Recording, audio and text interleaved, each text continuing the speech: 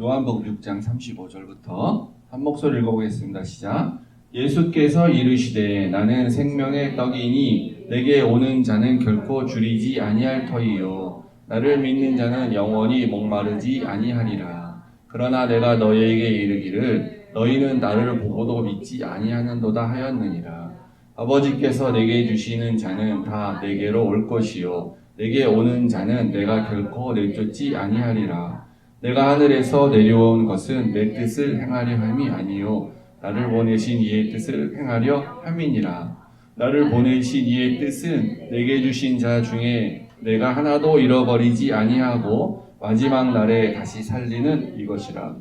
내 아버지의 뜻은 아들을 보고 믿는 자마다 영생을 얻는 이것이니 마지막 날에 내가 이를 다시 살리리라 하시니라. 자기가 하늘에서 내려온 떡이라 하심으로 유대인들이 예수에 대하여 수군거려 이르되 이는 요셉의 아들 예수가 아니냐. 그 부모를 우리가 아는데 자기가 지금 어찌하여 하늘에서 내려왔다 하느냐. 예수께서 대답하여 이르시되 너희는 서로 수군거리지 말라.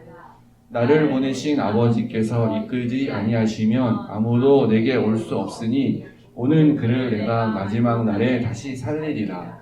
선지자의 글에 그들이 다 하나님의 가르침을 받으리라 기록되었은즉 아버지께 듣고 배운 사람마다 내게로 오느니라. 이는 아버지를 본 자가 있다는 것이 아니니라. 오직 하나님에게서 온 자만 아버지를 보았느니라.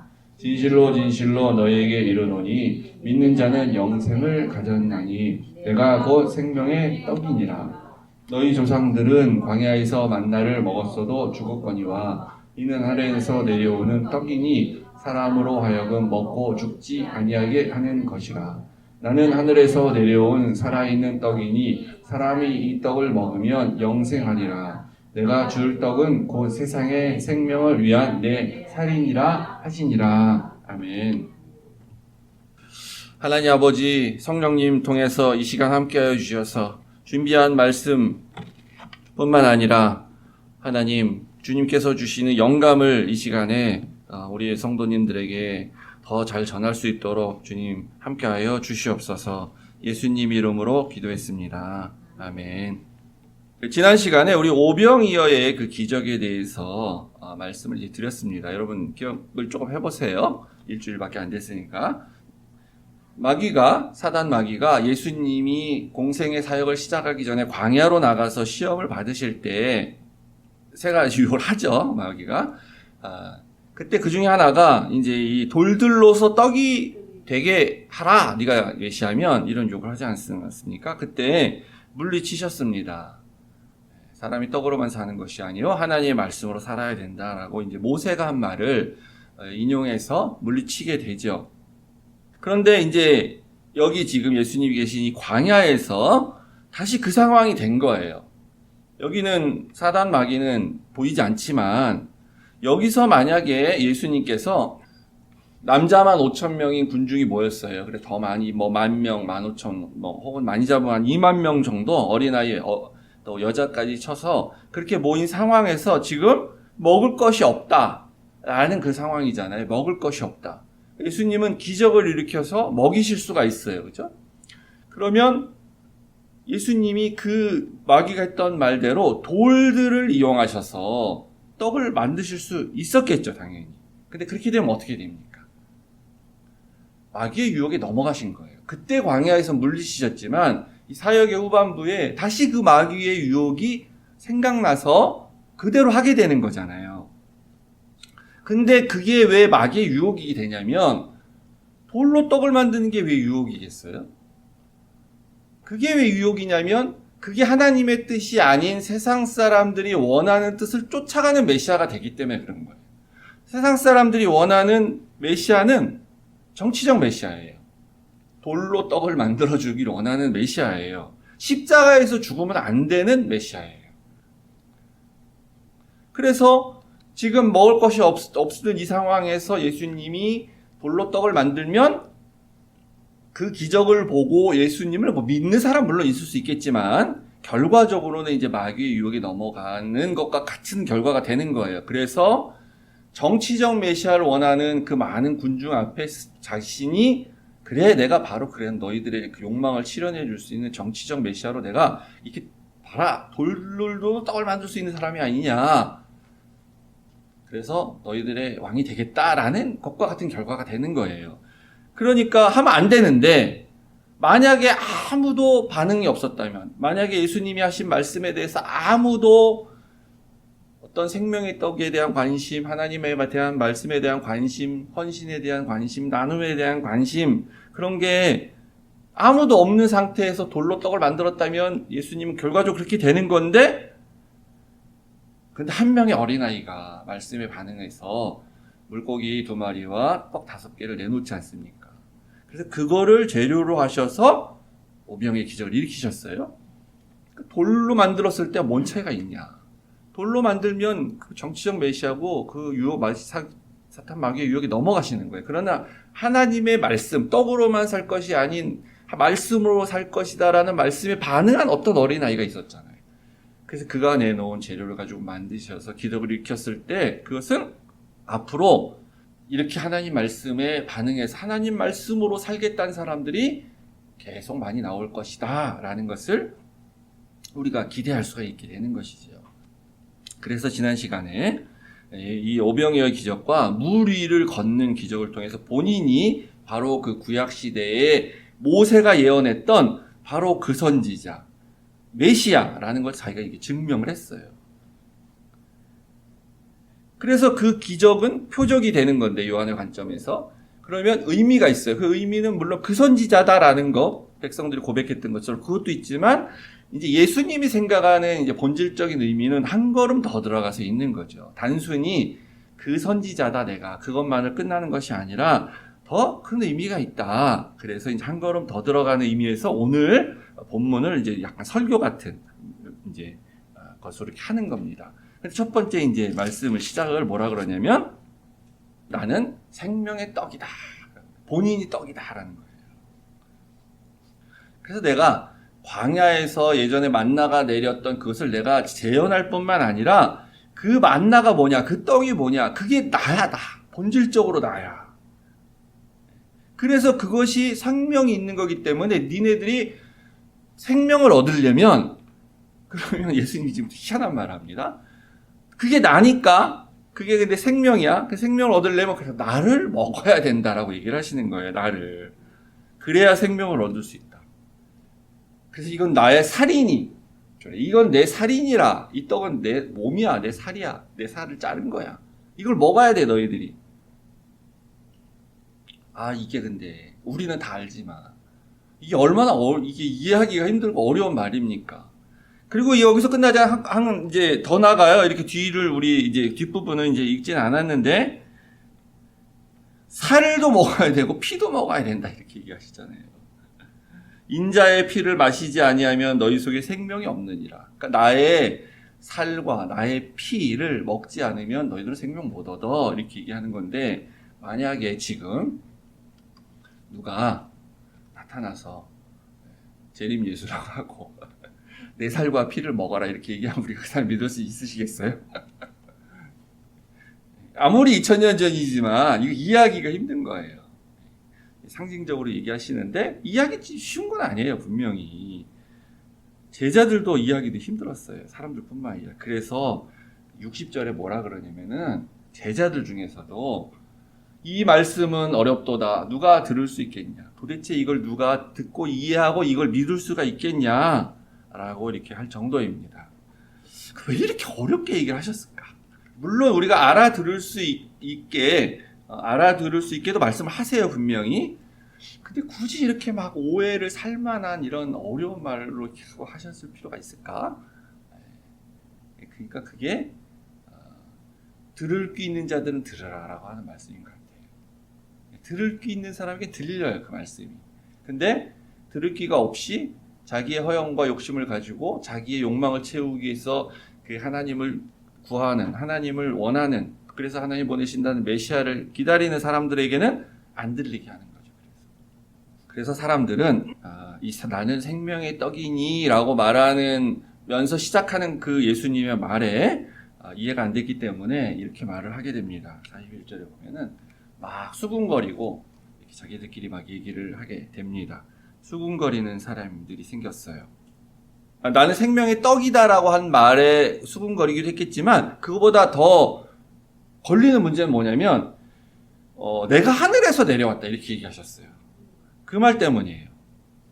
그래서 이 사람들이 이렇게 속닥 이렇게 뭐 하늘에서 내려왔대 이렇게 말한 게 아니라 이 말은 수군거렸다는 우리의 표현이지만 사실은 이게 비평과 불평, 비난을 이렇게 했다는 말입니다. 크게 다 들릴 수 있도록. 그러니까 어이가 없다. 저 미친놈 아니야 저거.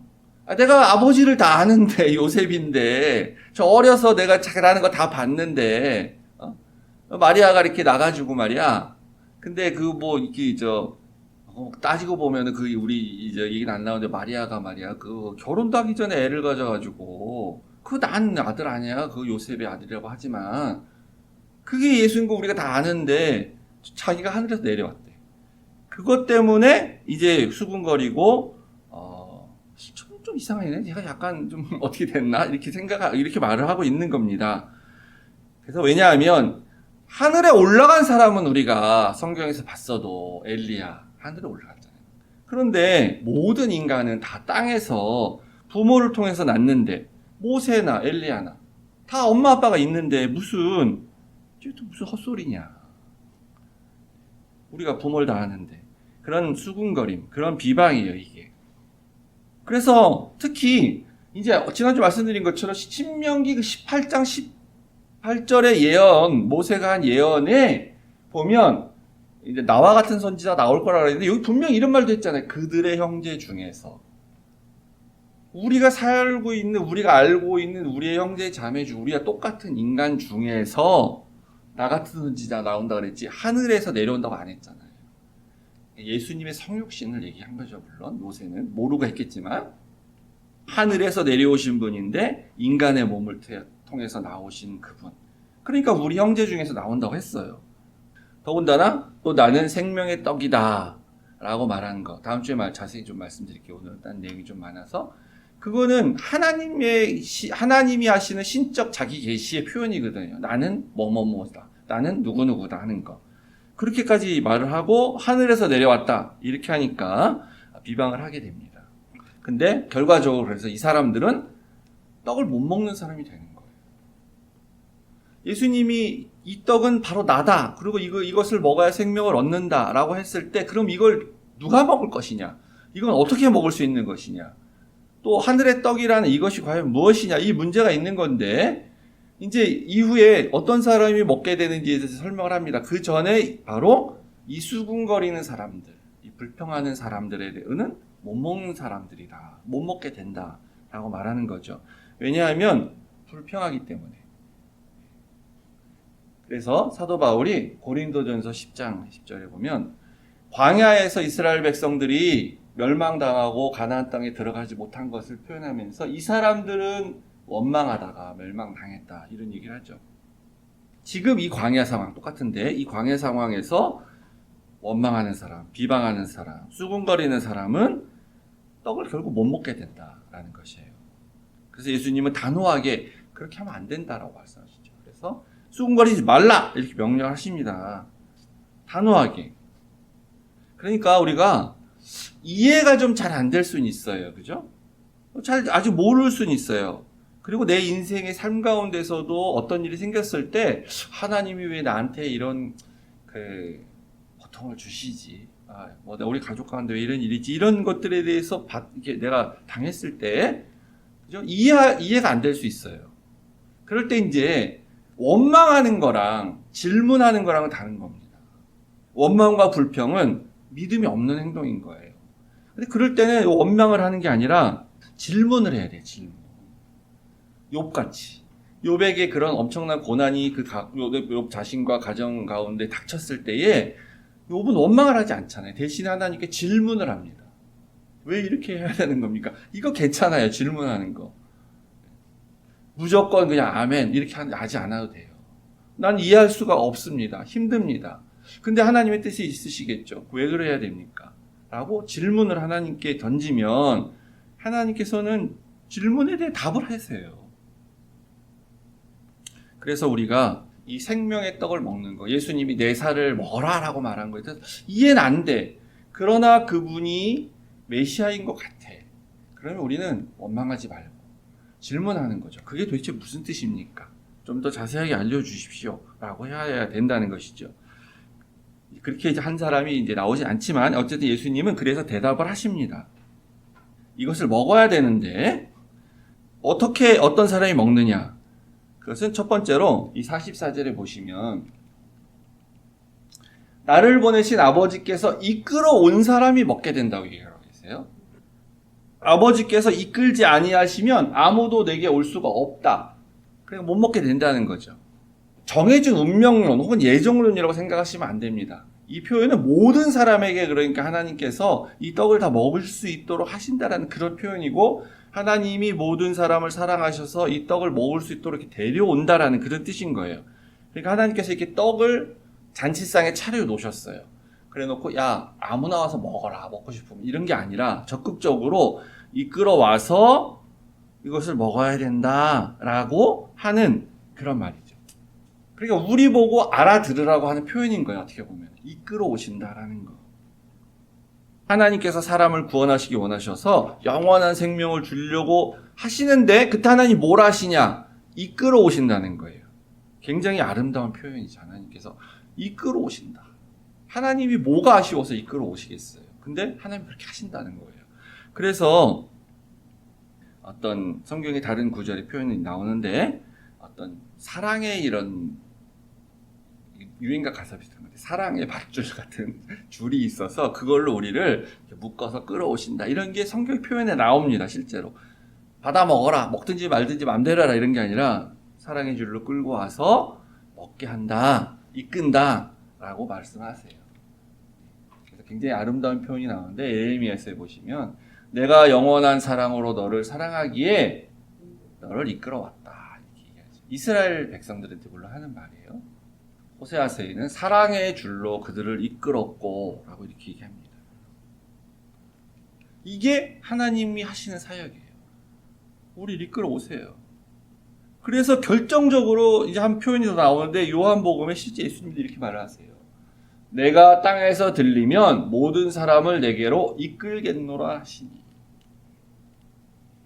굉장히 중요한 모든 사람을. 십자가에 달리시면 그 결과로 모든 사람을 이끌 수 있는 그러한 것이 이제 완성이 된다라고 말씀하시는 거죠. 그래서 우리는 내가 선택해서 이거 뭐 같은 결과일 수 있는데 내가 선택해서 난 교회를 다니기 시작했어. 이렇게 생각하시지 마셔야 돼요. 처음에는 뭐 그렇게 왔을 수 있고 또는 내가 내 친구가 나를 전도해서 내 남편이 내 부인이 나를 교회에 데리고 와서 목사님이 나를 뭐 어디서 만났는데 교회에 데리고 와서 이렇게 내가 교회 다니게 됐다. 그거는 이제 그냥 드러나 있는 그냥 사실인 거죠. 근데 교회를 쭉 오래 다니다 보면 뭘 깨달으셔야 되냐면은 내가 교회 다니기 시작한 게 내 친구가 나보고 교회 오라 그래서 오긴 왔는데 그게 아니었구나. 하나님이 내가 몰랐는데 그때는 나를 이렇게 이끌어 오셔가지고 내가 교회를 다니게 됐구나. 하나님이 날 사랑하셔서 이렇게 사랑의 줄로 날 끌고 오셨구나. 그걸 고백하셔야 돼요. 고백하기 전에 느껴야 되죠, 당연히 스스로가. 우리 자녀들 보면 이제 어려서부터 교회를 다니잖아요. 모태신앙이 많으니까 부모들이 이제 교회를 다 다니다 보니까. 그러니까 애들은 부모 때문에 교회 다닌다는 생각을 하고 다니는 애들이 많아요, 생각보다. 근데 이제 어릴 때는 그럴 수 있어요. 근데 그렇게 끝까지 가면 안 돼요. 그럼 부모가 더 이상 교회 가자고 안 하면 안 가는 거예요. 그래서 어느 순간에는 처음에는 물론 부모 때문에 왔지만 그러다 내가 모태신앙, 나 모태신앙 뭔지도 모르는데 부모 때문에 모태신앙 됐어. 그래서 어려서부터 교회 다녔어, 어려서부터. 근데 어느 순간에는 엄마 아빠가 나를 이끌고 온 게 아니구나.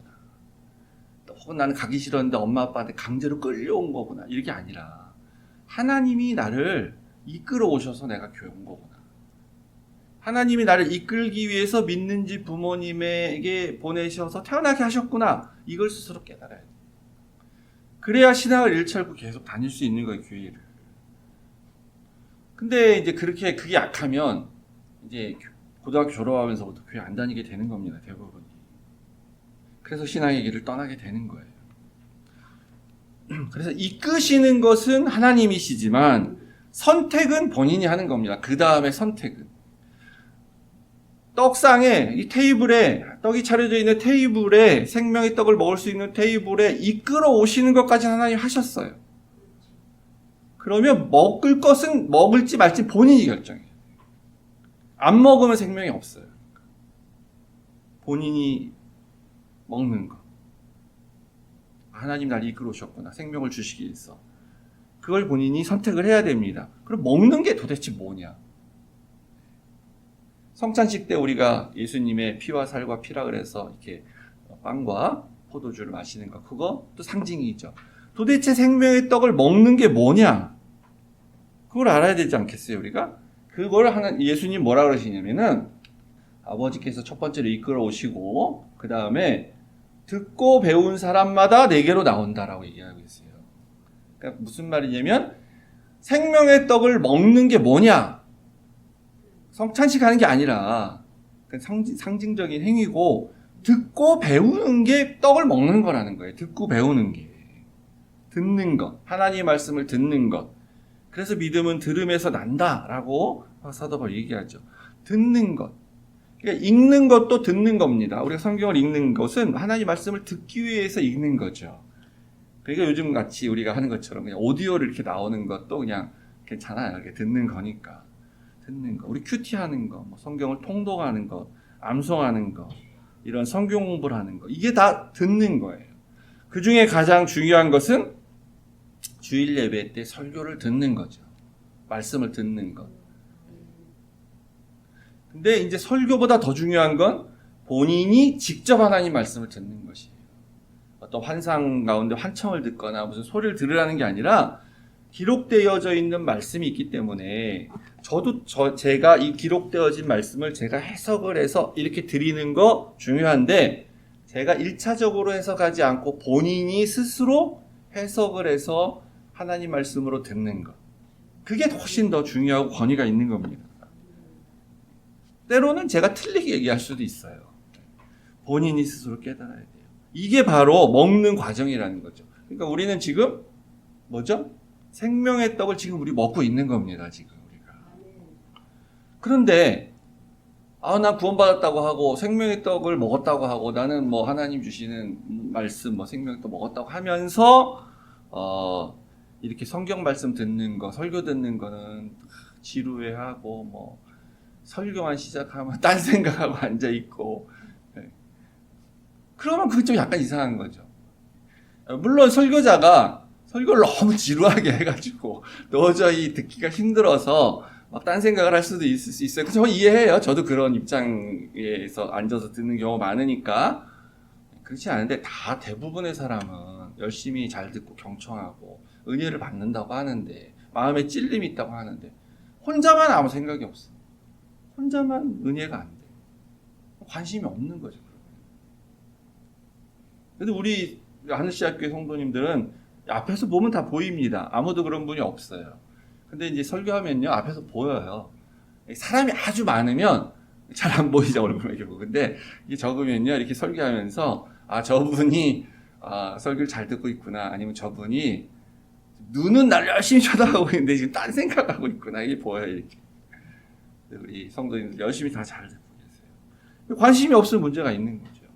그래서 제가, 시간이 조금 왔는데, 내년부터는 성경 공부를 좀 우리 같이 해야 되겠다는 생각을 하고 있습니다. 좀 준비를 해서. 제가 이제 아시다시피 일을 주중에 하다 보니까 너무 뭐 시간도 그렇고 또 몸이 좀 뭐 이렇게 또 몸뿐만 아니라 제가 지적으로도 그렇게 능력이 있는 사람이 아니기 때문에 시간적으로 이렇게 성경 공부를 따로 할 만한 여유가 좀 없어서 못했는데 근데 이제 제가 이제 2시에 예배를 드리니까 토요일 날 좀 여유가 생기더라고요. 토요일 날. 그래서 아침에 저희 7시에 와이프랑 저랑 둘이서 열심히 이제 매주 토요일 기도하고 있는데 어차피 시간을 내서 이렇게 하는 거니까 내년부터는 좀 낮 시간에 성경 공부 시간으로 우리 성도님들과 같이 성경 공부를 하면 어떨까 생각이 듭니다. 그리고 같이 마치고 좀 같이 기도하고. 그러니까 이제 성경 공부란 건 지금 이제 설교는 이제 어떤 핵심적인 메시지를 제가 전해야 되기 때문에 어떤 강조점을 전해야 되는데 그럼 다 얘기를 할 수가 없어요. 성경 공부는 그냥 이렇게 전반적으로 쭉 다 다루는 그런 식으로 이제 공부를 하려고 합니다. 여러분 기도해 주십시오. 내년부터 할까 계속 기도 중에 있습니다. 그래서 우리가 이렇게 제대로 들어야 되고 제대로 배워야만 다음 단계로 나갈 수가 있는 건데 다음 단계가 뭐냐면 그게 믿음이에요. 그게 믿음. 그러니까 이끌려 왔어요. 그래서 배웠어. 그럼 배웠는데 그걸 믿어야 될 거 아니에요. 배우긴 배우는데 나는 배우긴 배우고 나는 많이 하는데 안 믿어. 그러면 아무 소용이 없죠. 제가 지난 번에도 한번 말씀드린 두 사람이 생각이 나는데 이것만 생각하면 그 사람 두 사람이 딱 생각이 나 항상. 도올 김용옥이라는 교수가 있습니다. 유튜브에 보면 많이 나오죠. 철학자예요. 공부를 굉장히 많이 해서요. 철학적인 이런 사상을이나 이런 역사적인 거나 이런 걸 들으면 정말 저 같은 사람은 굉장히 이제 희열을 느낄 정도로 탁월해요. 예. 정말 그 공부를 많이 했어요. 근데 이 사람이 원래 기독교 가정에서 태어났고 신학 공부를 한 사람입니다. 도올 김용옥 교수가. 근데 이 사람이 예수를 안 믿어요. 예수에 대해서 되게 잘 알아. 근데 무슨 도마복음 뭐 이런 거나 쓰고 있고. 뭐 예수는 이 사람에게 있어서 어떤 사람이냐면 한 명의 그냥 연구 대상이에요. 철학 내지는 어떤 사상가로서의 연구 대상이에요. 창조주의이며 그분이 구속주라는 거에 대한 이해가 전혀 없습니다. 그래서 저는 개인적으로 이런 생각하거든요. 이 사람이 예수를 믿으면 야 정말 사도 바울과 같은 그러한 위대한 기독교 사상가, 기독교 변증가, 기독교 어떤 성경 해석자가 나올 수 있지 않겠나. 워낙 많이 아니까 그런 생각이 들거든요. 근데 믿음이 없어. 그래서 비판적으로 해서 그래요. 다. 정말 안타깝죠. 근데 저는 아틀란타에 있으면서도 그분 의사인데 교회를 다니는데 예수를 안 믿는 분을 만난 적이 있어요. 교회는 좋아서 다녀. 본인은 안 믿어 예수를. 본인은 그냥 한 명의 예수를 그 똑같이 그런 위대한 사상가, 좋으신 분 이렇게 봐요. 신기하더라고요. 근데 교회는 다녀. 또 다른 한 사람은 똑같은 교수인데 잘 모르실지도 모르겠습니다. 대한민국 그 초대 문화부 장관이었었던 이어령 교수라는 사람이 있어요. 이 사람은 원래 무신론자입니다. 근데 딸이 목사였어요. 근데 딸은 정말 그 딸이 자세히 말씀드리기 힘든데 욥의 고난과 같은 그런 고난을 받았어요. 자기 가정적으로. 뭐 자식 죽고 뭐 본인 뭐 또 실명하고 안 걸리고 뭐 그래서 나중에 죽게 되죠. 또 기혼도 하고 재혼을 했는데 재혼해서 난 아들도 또 무슨 병에 걸리고 뭐 이렇게 하면서 너무너무 힘들게 이제 힘들었죠. 그렇지만 그 목사님이 그 여자 목사님 딸이 인터뷰한 내용을 쭉 신문기사 옛날 걸 보면 굉장히 행복해하면서 하나님의 뜻을 잘 받아들이는 원망하는 그런 게 전혀 없이 이런 내용도 나오는데 어쨌든 그 딸 때문에 이 아버지가 그 예수를 믿게 됩니다. 딸이 그 실명유기에 되어져 있을 때 딸이 너무 안타까워서 이제 자기가 기도를 한 거예요. 하나님께서 우리 딸의 그 이제 그 시력을 보호만 해주시면 이렇게 지켜주시면 내가 이때까지 예수를 모르고 살았는데 내가 예수님 믿고 남은 생애를 예수를 살겠습니다. 뭐 이런 기도를 잘 했대요. 그 사람 무신론자고 굳이 종교를 따지자면 이 사람은 유교입니다. 유교. 근데 이 사람이 70 넘어서 개종을 하고 세례를 받고 이제 기독교인이 됐습니다. 그리고 나서 이제 또 책을 쓰게 되죠. 지성에서 영성으로라는 책. 지성으로는 만나지 못했던 예수를. 이 사람이 그 전에 예수를 몰랐겠어요? 다 알죠. 근데 자기가 이제 그 지성을 넘어서는 영성의 단계에서 예수를 만나게 되고 하나님을 알게 됐다라는 그런 고백을 하게 돼요. 한 사람은 똑같이 하나님께 이끌려 와서 신학 공부까지 다 했어요. 근데 떡은 못 먹었어요. 공부는 다 했지만 예수님에 대해서 여전히 알지 못하고 무신론자가 되고, 다른 한 사람은 무신론자였는데 딸의 그 계기를 통해서 이끌려 와서 떡을 먹게 된 거죠. 생명의 떡을. 그래서 생애 마지막에 하나님께 이끌려서 떡을 먹은 생명을 얻은 그런 사람이 된다는 거죠. 이 두 사람은 너무 그렇게 비교가 됩니다.